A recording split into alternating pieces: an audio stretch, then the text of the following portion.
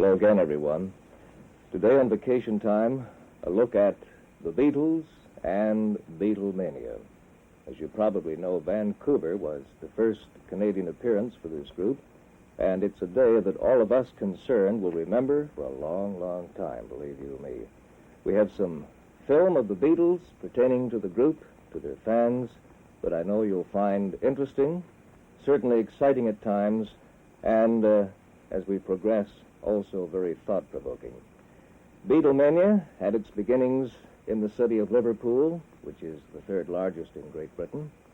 An appropriate place, I suppose, because Liverpool has often been referred to as the London Brooklyn, which would indicate a very rough and ready type of city.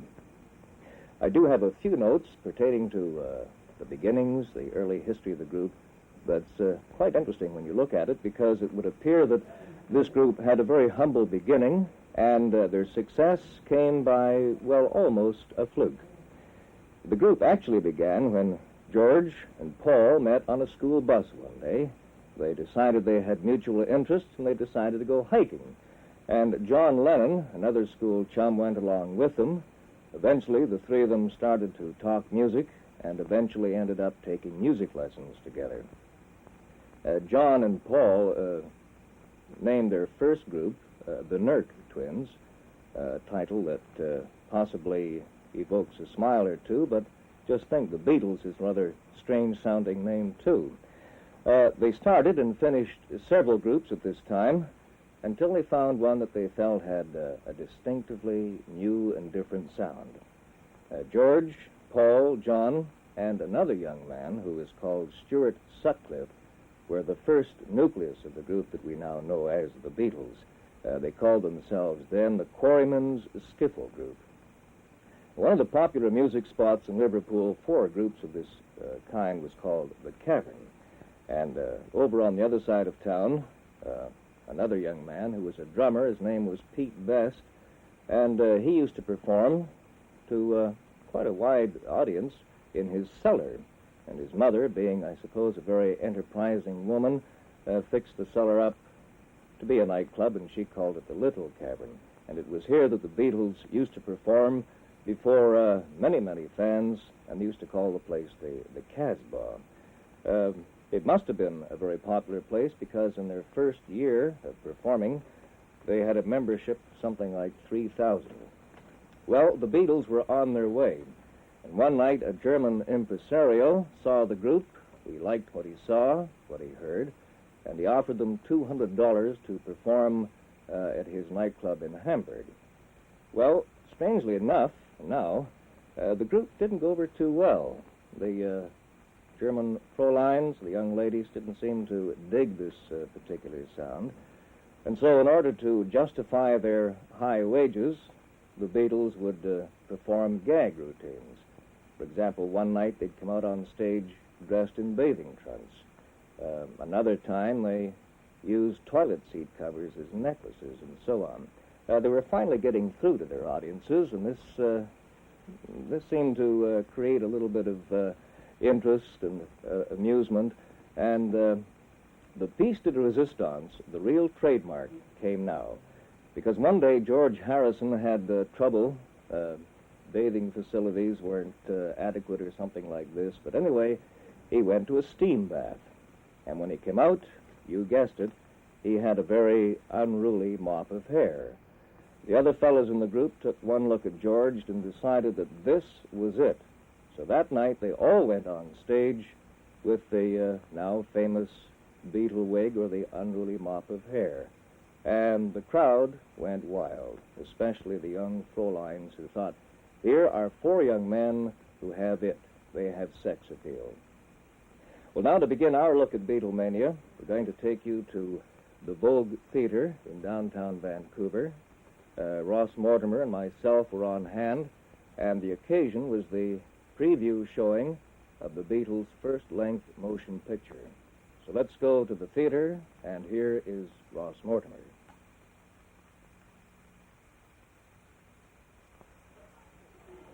Hello, boys and girls, and welcome to Vacation Time. Vacation Time today is pretty noisy.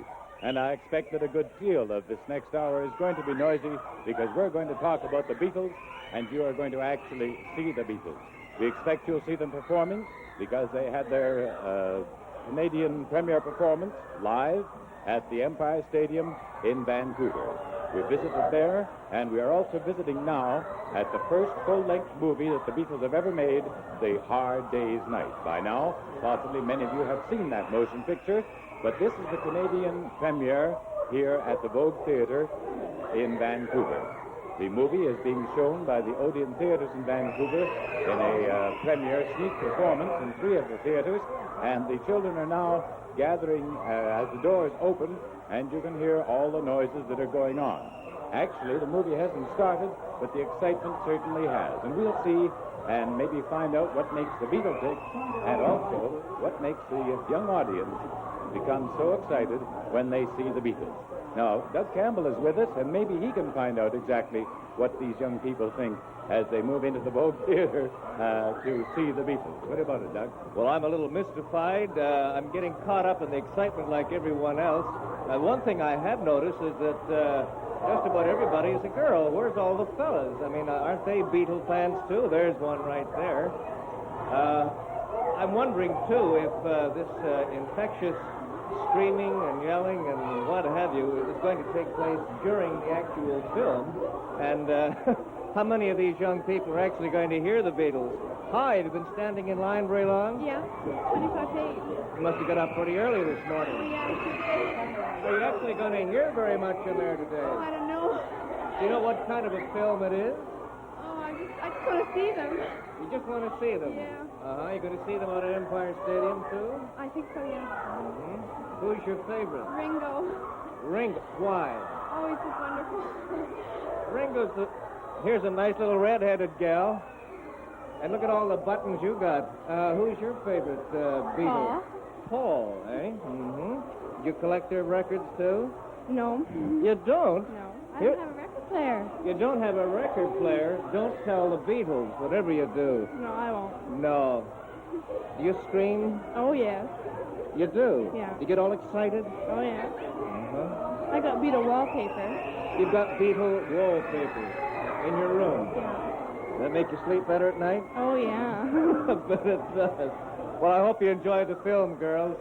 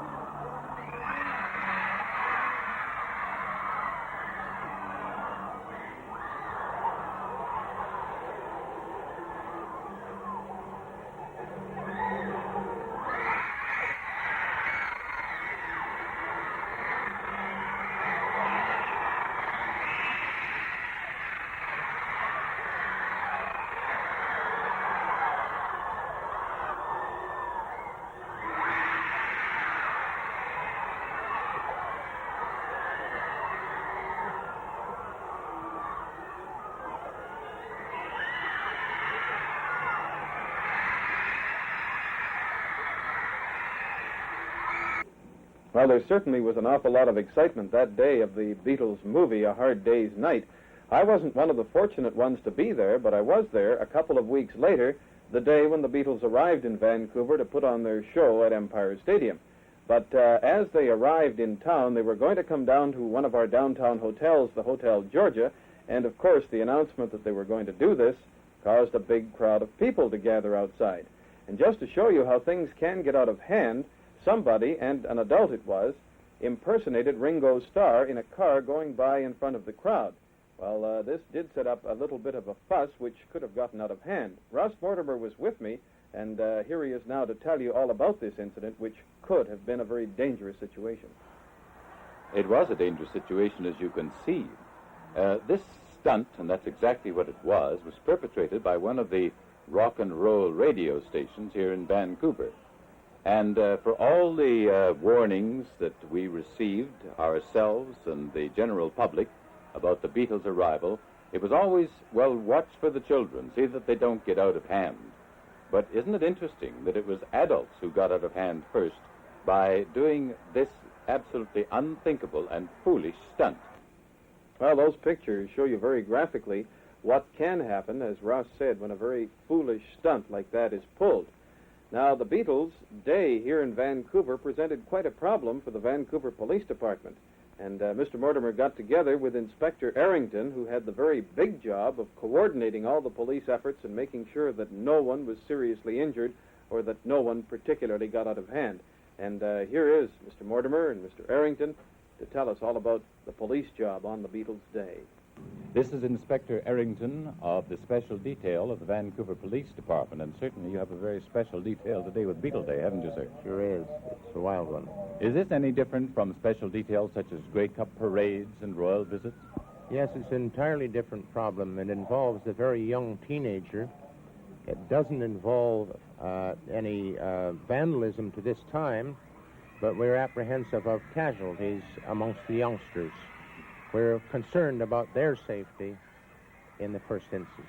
You have more young people here, very few adults, and you have to watch this. That is correct. The youngsters are in a hysterical state, completely without control of their senses as far as traffic is concerned and their own safety, and this is the big problem at the moment. Do your policemen have special briefing for this kind of assignment? I see them smiling, although they're doing their job.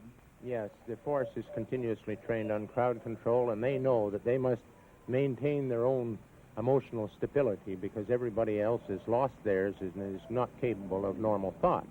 They're acting like the herd, which is what happens to people in a crowd. They are no longer individuals once they're emotionally disturbed.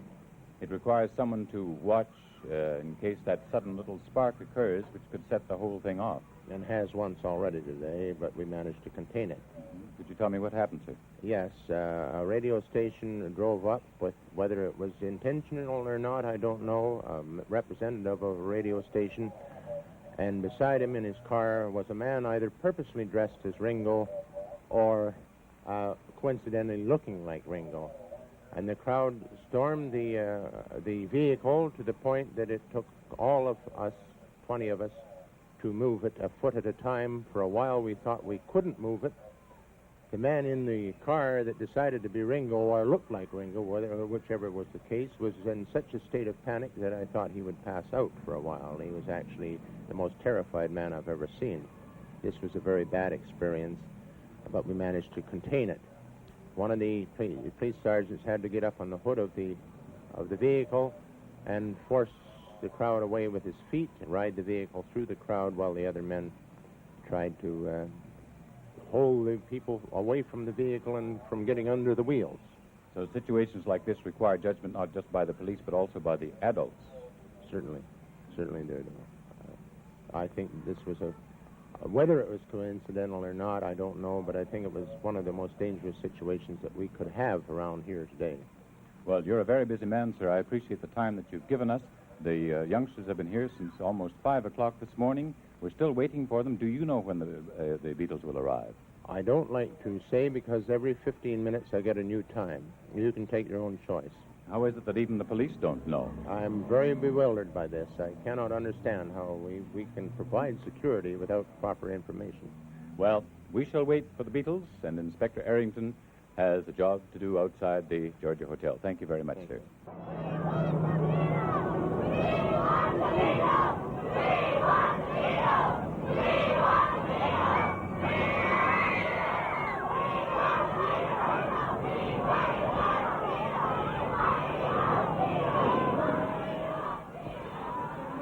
You know, I'm speaking to you now from a location that I'm sure is the envy of all the thousands of Beatle fans who are gathered outside the Georgia Hotel. At the moment, we're in the living room of the Beatles hotel room, and this is where the boys will be coming back to relax before and after their performance at Empire Stadium tonight. Two young ladies just happened in here, Barbara and Carolyn. Young ladies, I was given to understand that this room was out of limits. How in the world did you manage to get up here? Well, we just kind of snuck up. Oh, I see. Leave it to the gals. Are you from Vancouver? No, from Seattle. Are you staying in the hotel here? Yes, we are. Well, now, look, the Beatles played Seattle last night. By any chance were you gals in the audience? Certainly were. It sounds like it must have been a pretty exciting show. It was. It was very exciting. Mm-hmm. I'll never forget it. It was an experience. Well, did you come up here especially to see them and hear them again? Yes, we did. Well, tell me, what was it like when they were performing on stage? Max was screaming young girls were just, they were just so wonderful. You just couldn't believe it. I think you're still caught up in the excitement of it all. We are. Are you going out to the show tonight? Yes, sir. Mm-hmm. Did pandemonium actually break loose on stage? What happened?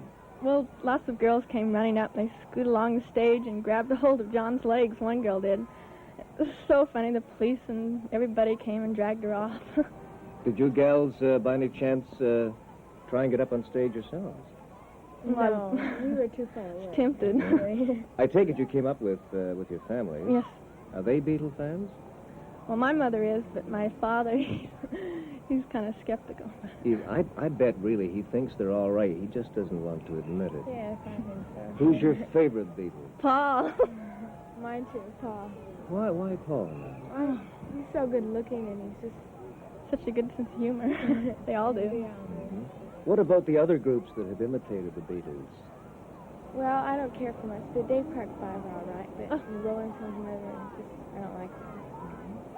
Well, look, this is pretty exciting, isn't it, to think that here we are in the very room where these four young fellows are going to be, in just an hour or two, relaxing and enjoying themselves. I bet you're looking for a souvenir already. Oh, yeah. Did you see this giant ook pick? I have trouble saying that. The ook pick. This is a marvelous creation. It's a gigantic creation of the ook pick that was created by the Canadian Eskimos. This is going to be presented to the fellows by a group of West Vancouver girls. Do you know how much that cost? No. $150. Now, isn't that a wonderful gift to the boys? And over here, a giant, it must be a heart, isn't it? I bet you gals would like to put your name on there, too, wouldn't you? To the Beatles from Marge and Doreen. Do you see what's over on that table? Yeah. What is it? What do you think it is? Man. Shall we go over and have a look at it? Sure. Come on, let's see.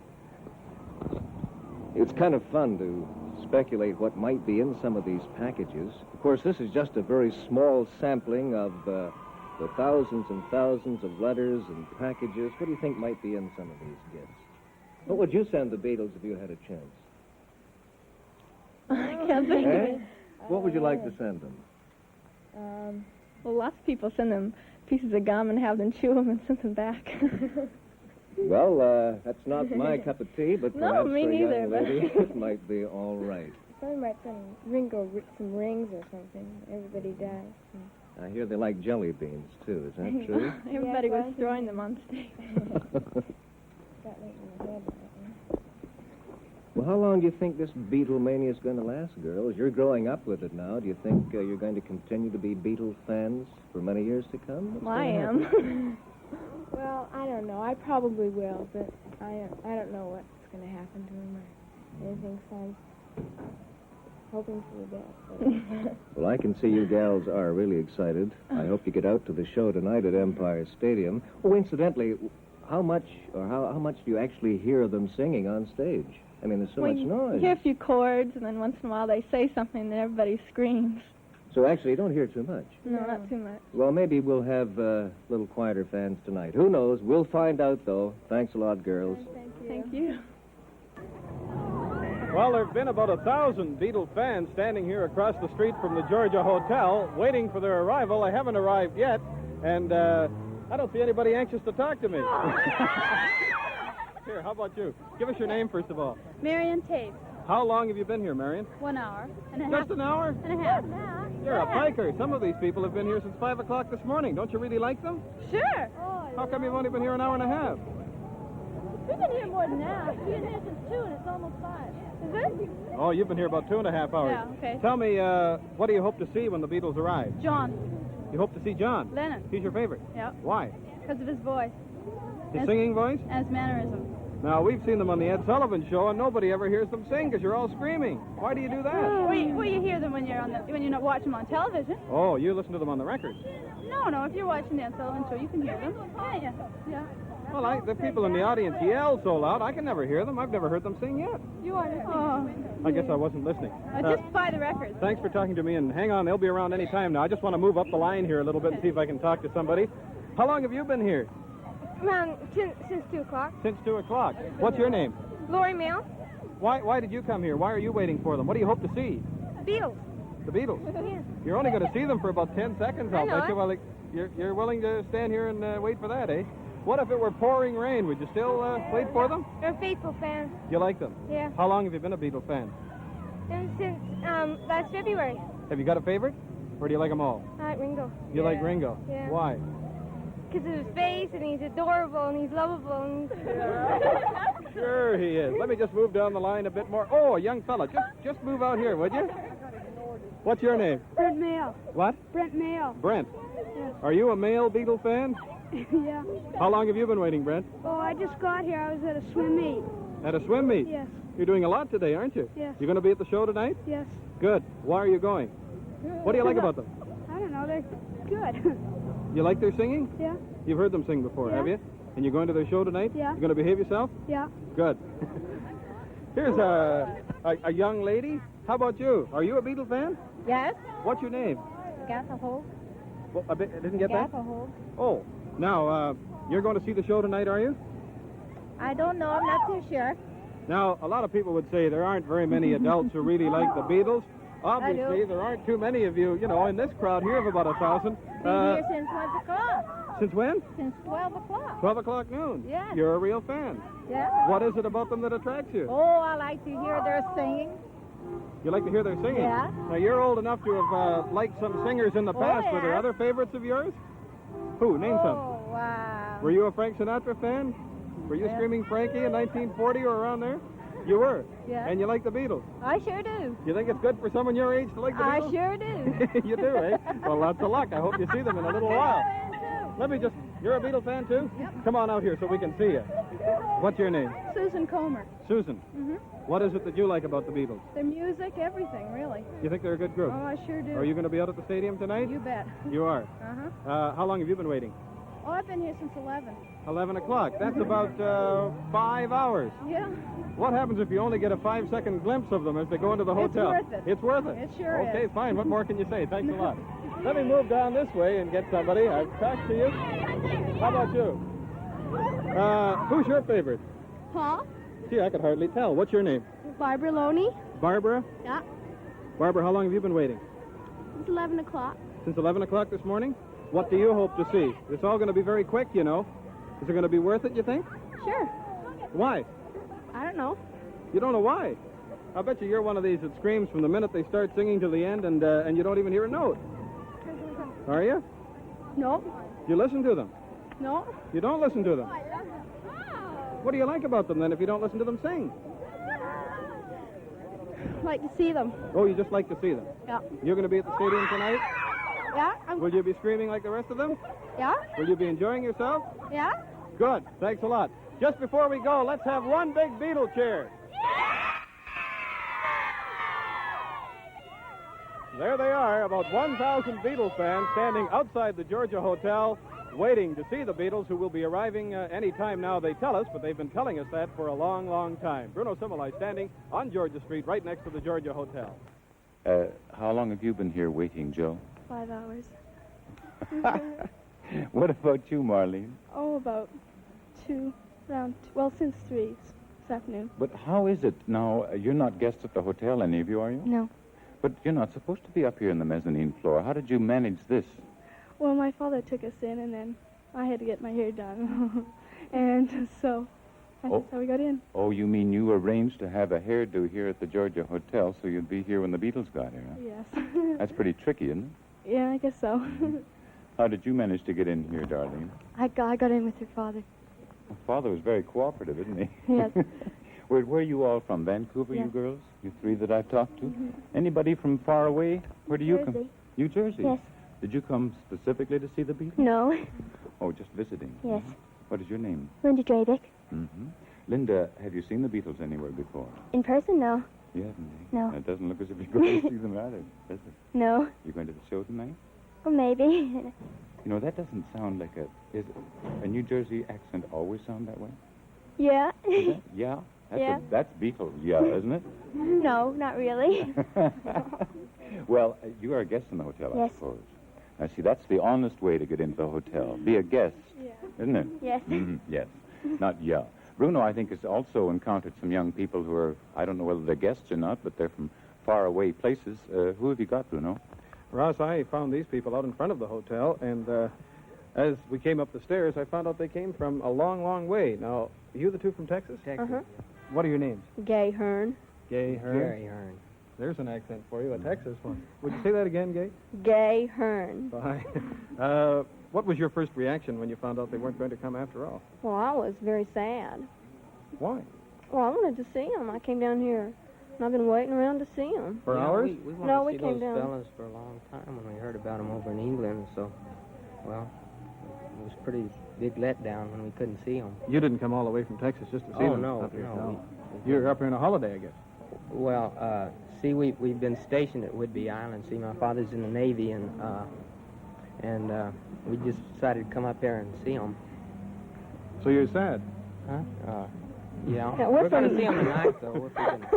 I don't want you to cry, but you're sad. If we can find that stadium, well, we're going to. If you can find the stadium. Yeah, we got You'll the find it. tickets. You'll find You it. think I haven't so? seen it yet. It'll be a little noisy around about 7 o'clock, I think, tonight. You'll I find guess it. so. How about you? You're hiding in the background. How about stepping forward? You're not from Texas. No, I'm from Washington. Did you happen to see them in Seattle last night? No, I'm going to see him tonight. You're going to the stadium tonight. Yes. You know where to find it. Well, not exactly, but I hope I do. I think you will, too. How about you? You're a little shy. Come on in a little closer. Where are you from? Vancouver. You're from Vancouver. You don't look disappointed to me, are you? Yes, I've been waiting here 5 hours. 5 hours. You would have seen them for about 10 seconds. Does that make it just a little less disappointing for you? Yes. It does. You going to see the show tonight? No. You're not going to see the show? No. You're not much of a fan, are you? Are you? No. Why were you waiting 5 hours? Did somebody hold your arms or something? No, I wanted to. You did want to see them. Just for a few seconds and maybe go home and listen to their records, eh? Yes. Good. Well, thanks a lot. Thanks a lot to all of you. I hope most of you get to the show anyway, and that it hasn't been too disappointing a day, and you've been very nice to us.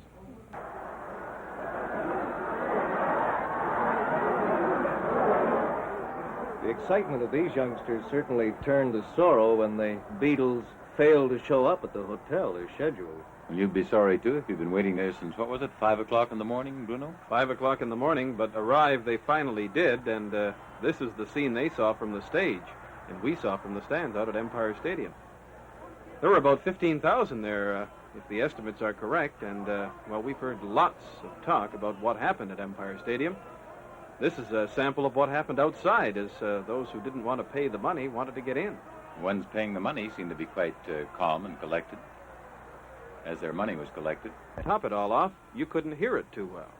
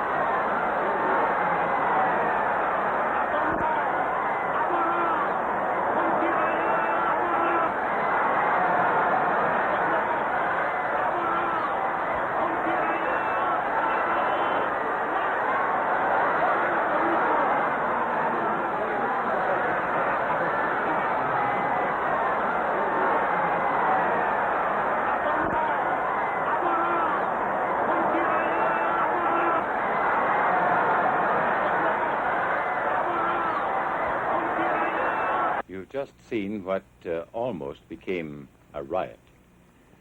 And if it had not been for our police force and for the St. John Ambulance Brigade, I'm quite sure a great many more children would have been injured at the Beatles' performance.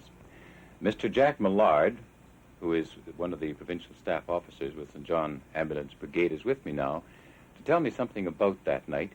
You were right down on the grass, right at the barricades that we've just been looking at. Actually, right at the barricades, yes. Pretty frightening experience, I think. It was rather weird, to tell you the truth. It did frighten me at times, and I actually shudder to think of what could have happened if the barricades had not held. But I was stationed actually at stage level. That is behind the 4 barriers. There was 4 barriers stretching from one side of the field to the other, approximately about 4 feet between them. And the police were patrolling within that area. And as the show progressed, I felt myself that what added to the hysteria was the pre-show warm-up, more or less. By the time the Beatles actually arrived on the scene, the crowd was pretty well hysterical by that time. That is, the front ranks were pretty well hysterical, and... but this is show business, I suppose. It doesn't help your business much, though, does it? No, not to that proportion, anyway. It was just about as much as we could stand that night, and although we're fully trained for that particular situation, it became increasingly obvious to me that something was going to happen that wasn't really anticipated. In my way of thinking, the security measures were quite adequate, but these things have to be more or less played by ear as thing goes on. And getting back to this pre-show warm-up, that in itself was pretty hectic. And by the time the final act prior to the actual appearance of the Beatles took place, the people were, that is, the teenagers in the front row, were pretty well hysterical at that time. But the pre-show warm-up, as you say, Mr. Millard, was just that. It was a warm-up. It was designed, obviously, to get the children into a state of mind and a state of excitement, where when the Beatles did finally appear on the scene, they would pretty well have lost control. And that, you think, is what happened? Oh, absolutely. It simply erupted on their appearance. I mean, they came on stage, and it was just... they simply erupted in one screaming mass, and it was obvious then that we'd have to have some type of first aid within the first and second ranks. And at the request of Mr. Cook, our corps superintendent, I and Mr. Cook and 2 others went in, that is, between the first and second fence barricade, and at that time, the police and a few ushers were holding it back, and believe me, you can't give them too much credit. They did a yeoman job on that. I don't know how they held it. And our job at that particular time was simply patrolling back and forth.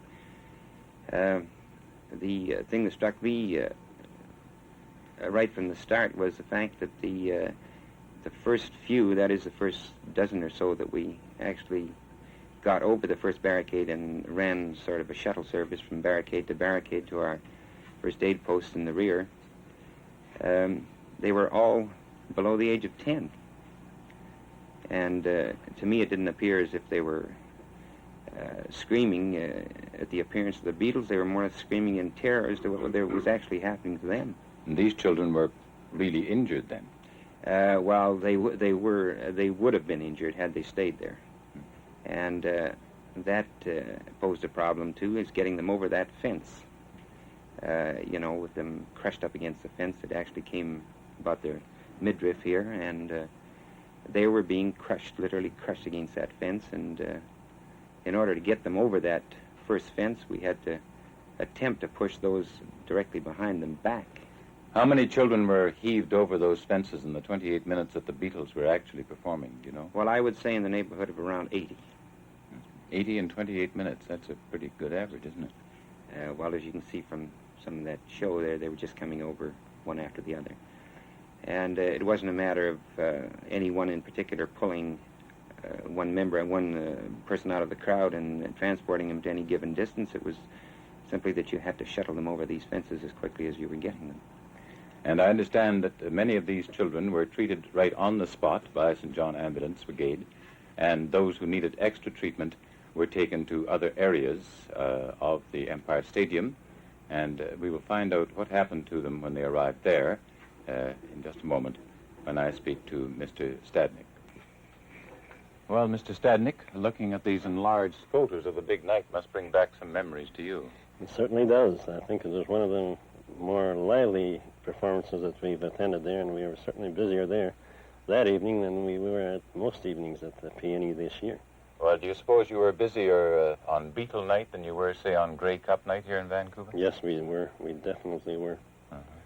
We had prepared for a busier time, too, but nevertheless, we had quite a number of casualties. I would think that there's roughly estimated about 165 to 185 people that were treated, mostly young teenage girls, some even younger than teenagers.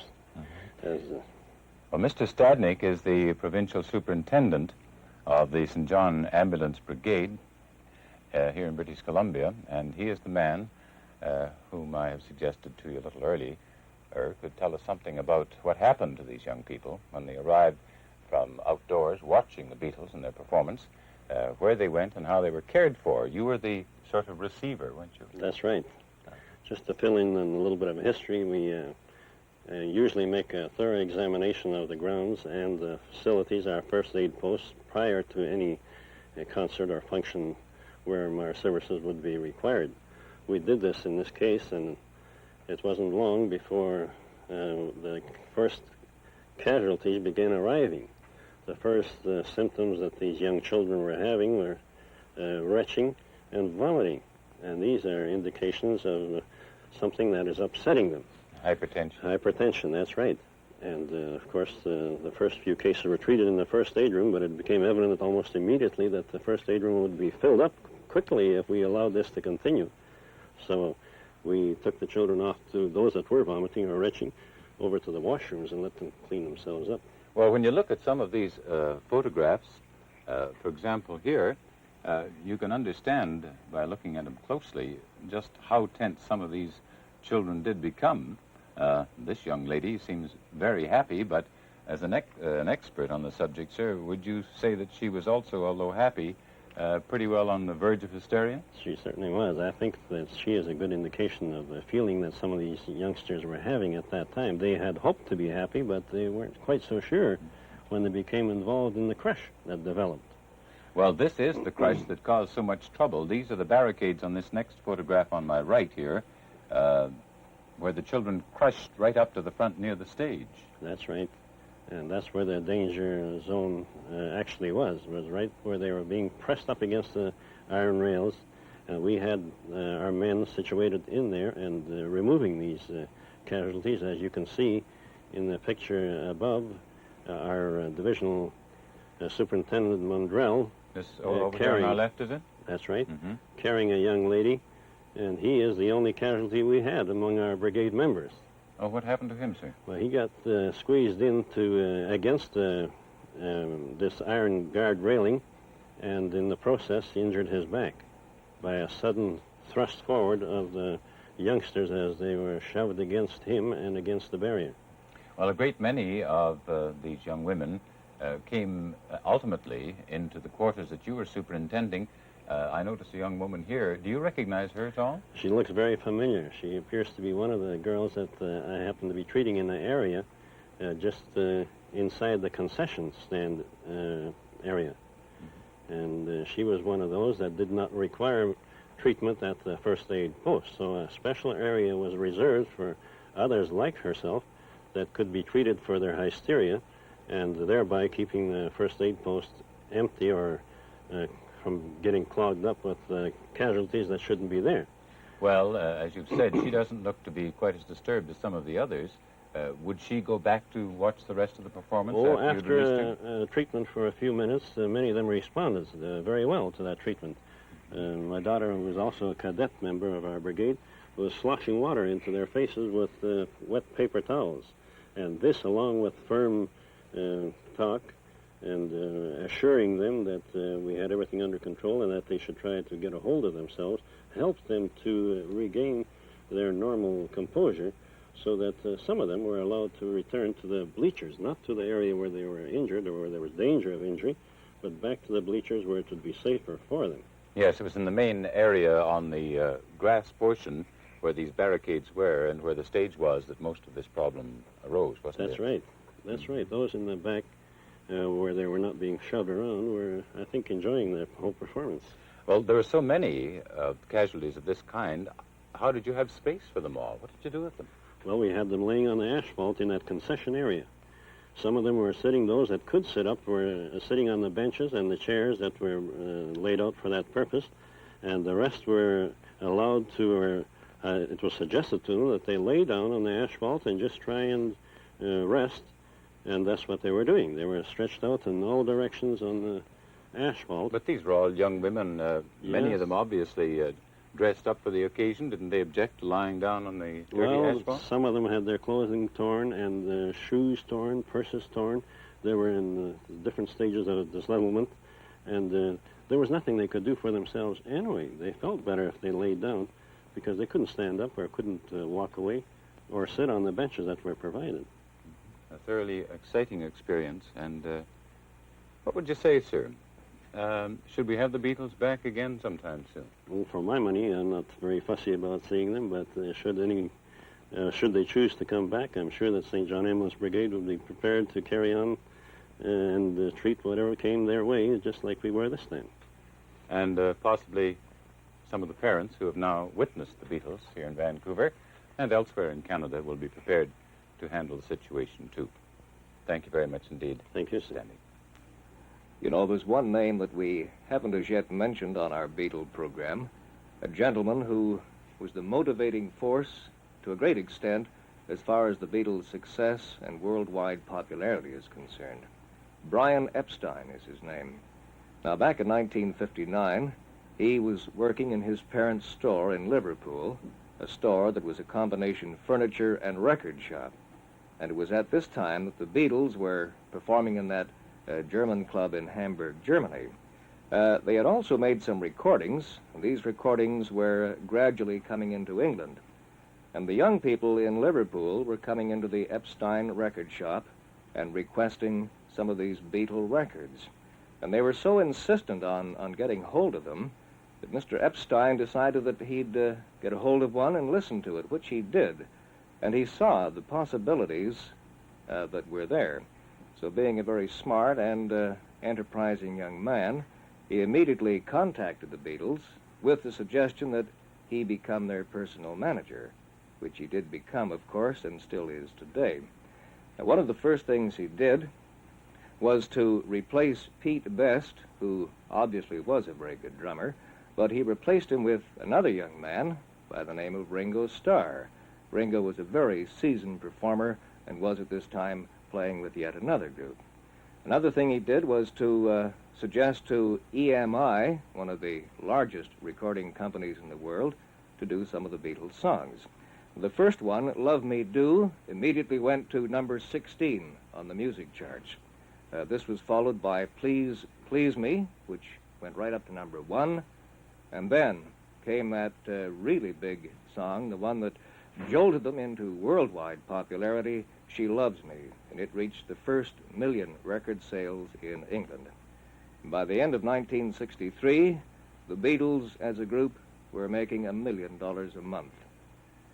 Their very first big-time appearance was at the internationally famous Palladium in London, and apparently that really was a night of pandemonium, and it was the first glimmer that the world had of this thing called Beatlemania.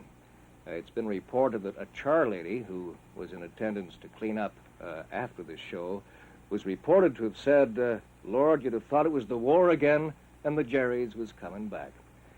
Well, the crowd that night finally began to thin out about 4 o'clock in the morning.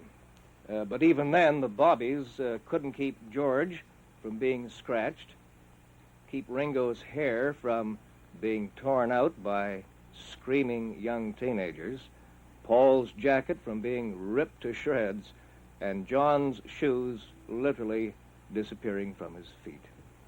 And you know, these young men have been getting cards, parcels, letters, souvenirs from all over the world from their adoring fans.